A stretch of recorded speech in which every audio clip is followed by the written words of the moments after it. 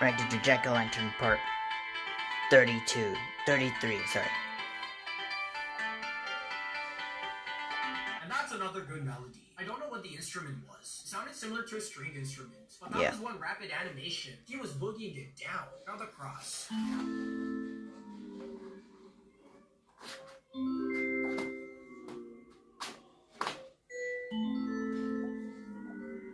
There you go. It was hard to click it.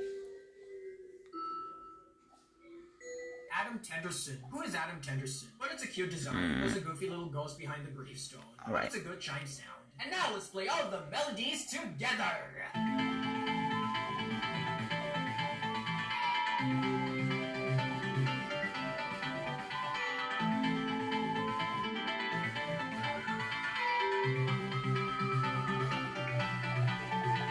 It's an okay melody group up. The pipe one is off tune, but the rest are amazing. The ceiling fan one, top notch. And I could jam to melody 4 all day. And last but not least, the voices. We have a thick head of hair, a box. Gary the Snail, is that you? A stone plate, and a tablet. Alright, voice 1, get in the screen.